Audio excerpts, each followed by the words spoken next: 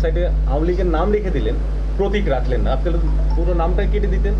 এটা আপনারা এনসিপি চাপে আপনারা এক করলেন কিনা, এবং গতকাল উপদেষ্টাকে স্ট্যাটাস দিয়েছিল, সেই চাপে আপনারা করছেন কিনা? এটার সাথে কারোর কোনো চাপ বা কোনো কিছু নাই। এটা বিভিন্ন জায়গা থেকে জিজ্ঞাসা করা হচ্ছে, সেই জন্যে শোনেন মূল জায়গাটা কোনটা? মূল জায়গাটা হচ্ছে যে গেজেট, সে গেজেটে তো এটা বহাল আছে।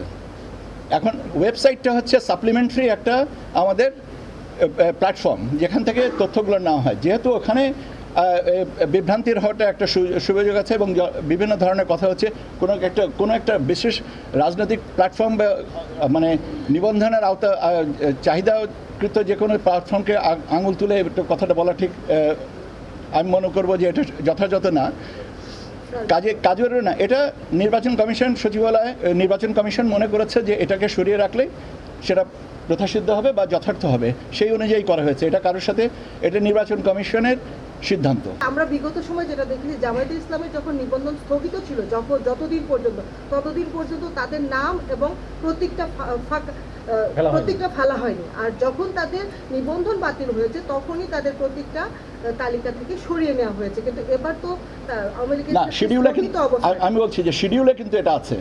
এখানে website is a supplementary platform. এটা তো সবাই দেখে, এটা তো এবং সেখানে ভোটার তালিকায় উঠছে না, সেখানে সেটাই বলছি যে এখানে বাংলাদেশ আওয়ামী লীগ এর পাশে এই নামের পাশে স্থগিত বলে একটা কথা আছে। স্থগিতের সাথে পরবর্তী জিনিসগুলো কনফিউশন সৃষ্টি করতে পারে, সেই জন্যই কমিশন মনে করেছে এটাকে সরিয়ে দেওয়াই ভালো।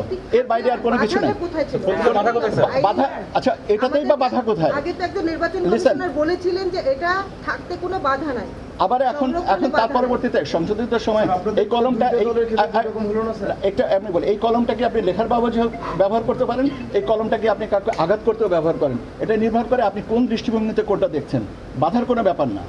ওকে, অনেক ধন্যবাদ।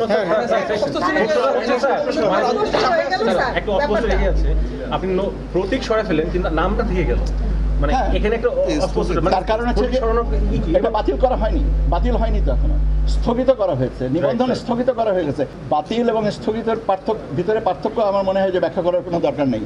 শাপলার ব্যাপারে কমিশনের সিদ্ধান্ত যে শাপলাকে তফসিলে অন্তর্ভুক্ত করা হয়নি এবং এখনো পর্যন্ত হয়নি, এবং যদি কমিশন মনে করে শাপলাকে পরবর্তীতে অন্তর্ভুক্ত করে, সেটা কমিশনের সিদ্ধান্ত। সেই ব্যাপারে তো আমি কিছু বলতে পারবো না। নগদ কেউ পাবে না।